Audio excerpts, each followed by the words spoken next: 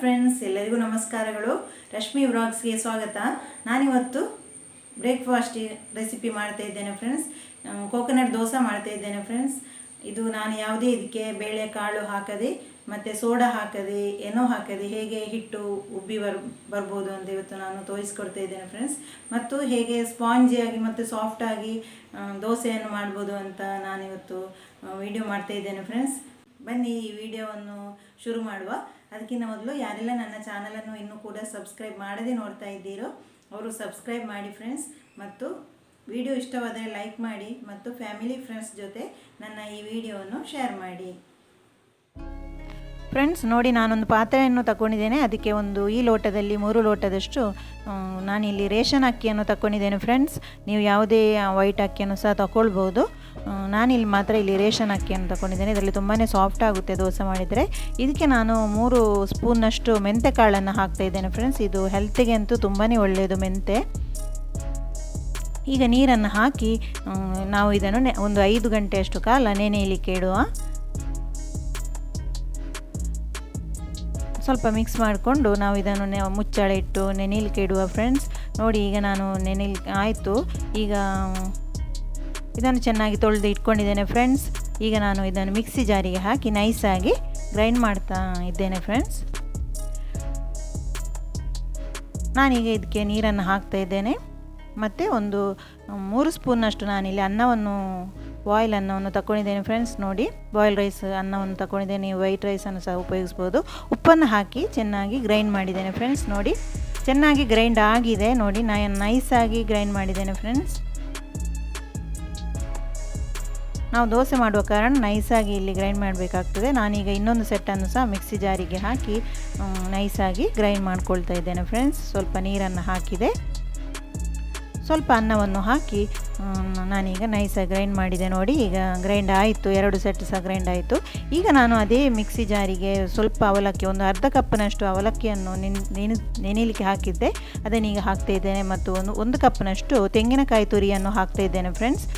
ನೋಡಿ, ನಾನೀಗ ನೀರನ್ನು ಹಾಕಿ ಇದನ್ನು ಸಹ ನಾವು ನೈಸಾಗಿ ಗ್ರೈಂಡ್ ಮಾಡಿಕೊಳ್ಬೇಕು.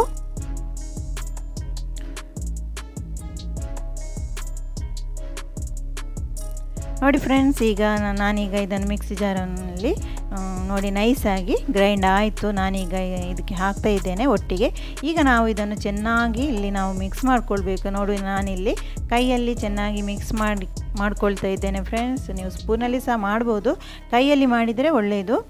ನಾವು ಚೆನ್ನಾಗಿ ಮಿಕ್ಸ್ ಮಾಡಲಿಕ್ಕೆ ಆಗ್ತದೆ. ನೋಡಿ, ನಾನು ಈ ರೀತಿಯಾಗಿ ಚೆನ್ನಾಗಿ ಹಿಟ್ಟನ್ನು ಮಿಕ್ಸ್ ಮಾಡ್ತಾ ಇದ್ದೇನೆ. ಇದು ಒಳ್ಳೆ ಹಿಟ್ಟು ಉಬ್ಬಿ ಬರಲಿಕ್ಕೆ ಒಳ್ಳೆಯದಾಗ್ತದೆ. ನೋಡಿ, ನಾನೀಗ ಮುಚ್ಚಳವನ್ನು ಇಟ್ಟು ನಾನೀಗ ಬೆಳಿಗ್ಗೆ ಒಂದು 7-8 ಗಂಟೆಯಷ್ಟು ಕಾಲ ನಾವು ಇಡಬೇಕಾಗ್ತದೆ. ನೋಡಿ, ಈಗ ಬೆಳಿಗ್ಗೆ ಆಗಿದೆ. ನಾನೀಗ ಮುಚ್ಚಳವನ್ನು ತೆಗಿತಾ ಇದ್ದೇನೆ ಫ್ರೆಂಡ್ಸ್. ನೋಡಿ, ತೆಗೆದೆ. ನೋಡಿ, ಎಷ್ಟು ಹಿಟ್ಟು ಚೆನ್ನಾಗಿ ಉಬ್ಬಿ ಬಂದಿದೆ. ನೋಡಿ, ನಾನೀಗ ತೋರಿಸ್ತಾ ಇದ್ದೇನೆ. ನೋಡಿ, ತುಂಬ ಮೇಲೆ ಬಂದಿದೆ. ನೋಡಿ, ತುಂಬ ಚೆನ್ನಾಗಿ ಬಂದಿದೆ ಹಿಟ್ಟು. ನೋಡಿ, ನಾವೀಗ ಇದನ್ನು ಚೆನ್ನಾಗಿ ಮಿಕ್ಸ್ ಮಾಡಿಕೊಳ್ಬೇಕು ಫ್ರೆಂಡ್ಸ್. ನಮ್ಮ ಹಿಟ್ಟು ಈಗ ರೆಡಿಯಾಗಿದೆ, ದೋಸೆಗೆ ರೆಡಿಯಾಗಿದೆ. ಮಾತ್ರ ನಾವು ಇದನ್ನು ಬೆಳಿಗ್ಗೆ ಬೇಗನೆ ಇದನ್ನು ಚೆನ್ನಾಗಿ ಮಿಕ್ಸ್ ಮಾಡಿಕೊಳ್ಬೇಕು.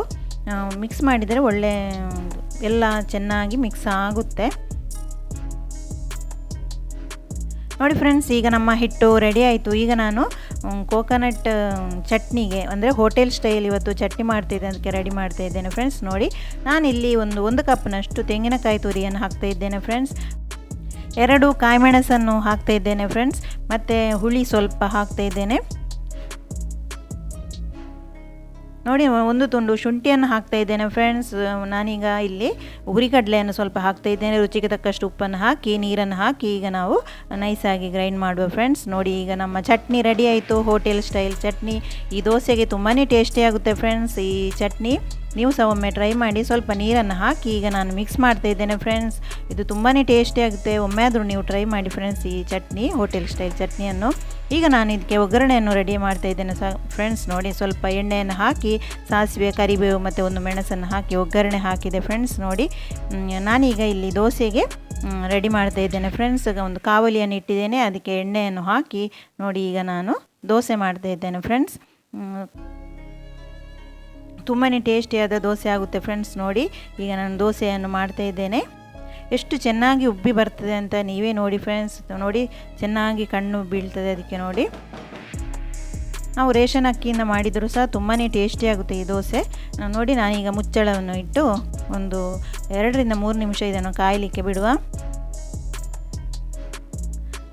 ನೋಡಿ ಫ್ರೆಂಡ್ಸ್, ಈಗ ನಮ್ಮ ದೋಸೆ ರೆಡಿಯಾಗಿದೆ. ನೋಡಿ ಎಷ್ಟು ಚೆನ್ನಾಗಿ ಉಬ್ಬಿ ಬಂದಿದೆ ನೋಡಿ, ನಿಮಗೆ ಕಾಣ್ತಾ ಉಂಟಲ್ಲ. ನೋಡಿ ಎಷ್ಟು ಚೆನ್ನಾಗಿ ಬಂದಿದೆ ನೋಡಿ. ಯಾವುದೇ ಇದಕ್ಕೆ ಸೋಡಾ ಆಗಲಿ ಏನೋ ಆಗಲಿ ಏನೂ ಹಾಕಿಲ್ಲ, ಬೇಳೆಕಾಳು ಯಾವುದೇ ಹಾಕಿಲ್ಲದೆ ಎಷ್ಟು ಚೆನ್ನಾಗಿ ಬಂದಿದೆ ನೋಡಿ. ನೋಡಿ ನಮ್ಮ ದೋಸೆ ಈಗ ರೆಡಿ ಆಯಿತು. ಈಗ ನಾವು ಇದನ್ನು ಪ್ಲೇಟಿಗೆ ಹಾಕುವ. ನೋಡಿ ನಾನು ಅದೇ ರೀತಿ ಎಲ್ಲ ದೋಸೆಯನ್ನು ಸಹ ಮಾಡ್ತಾ ಇದ್ದೇನೆ ಫ್ರೆಂಡ್ಸ್. ತುಂಬಾ ಟೇಸ್ಟಿಯಾದ ಸ್ಪಾಂಜ್ ರೀತಿಯಲ್ಲಿ ದೋಸೆ ಆಗುತ್ತೆ. ನೋಡಿ ಎಷ್ಟು ಚೆನ್ನಾಗಿ ದೋಸೆ ಆಗ್ತಾ ಉಂಟು. ಎಲ್ಲವನ್ನು ಸಹ ಅದೇ ರೀತಿಯಾಗಿ ಮಾಡ್ತಾ ಇದ್ದೇನೆ ಫ್ರೆಂಡ್ಸ್. ನೋಡಿ ನೋಡಿ ಎಷ್ಟು ಚೆನ್ನಾಗಿ ಬಂದಿದೆ, ಉಬ್ಬಿ ಬಂದಿದೆ ನೋಡಿ. ನಾವು ಸೋಡಾ ಹಾಕಿದ ಹಾಗೆ ಬಂದಿದೆ. ತುಂಬ ಟೇಸ್ಟಿಯಾಗುತ್ತೆ ಫ್ರೆಂಡ್ಸ್ ಈ ದೋಸೆ. ಚಟ್ನಿ ಸಾಂಬಾರು ಯಾವುದರ ಜೊತೆಗೂ ಸಹ ಈ ದೋಸೆಯನ್ನು ತಿನ್ಬೋದು. ನೋಡಿ ಎಷ್ಟು ಚೆನ್ನಾಗಿ ಬಂದಿದೆ, ತುಂಬಾ ಚೆನ್ನಾಗಿ ಕಾಣ್ತಾ ಉಂಟು. ತಿನ್ನಲಿಕ್ಕೆ ಸಹ ತುಂಬಾ ಅದೇ ರೀತಿಯಾಗಿ ಟೇಸ್ಟಿಯಾಗಿ ಇದೆ ಫ್ರೆಂಡ್ಸ್. ಮಕ್ಕಳಂತೂ ತುಂಬಾ ಇಷ್ಟಪಡ್ತಾರೆ, ಮನೆಯವರೆಲ್ಲರೂ ಸಹ ಇಷ್ಟಪಡುವಂತಹ ದೋಸೆ ಇದು, ಕೋಕೋನಟ್ ದೋಸೆ. ನೋಡಿ ಚಟ್ನಿ ಸಹ ರೆಡಿ ಆಯಿತು. ನಾವೀಗ ಇದನ್ನು ಸರ್ವ್ ಮಾಡುವ. ನೋಡಿ ಅದಕ್ಕಿಂತ ಮೊದಲು ಹೇಗಿದೆ ಅಂತ ನೋಡುವ, ರುಚಿಯನ್ನು ನೋಡುವ.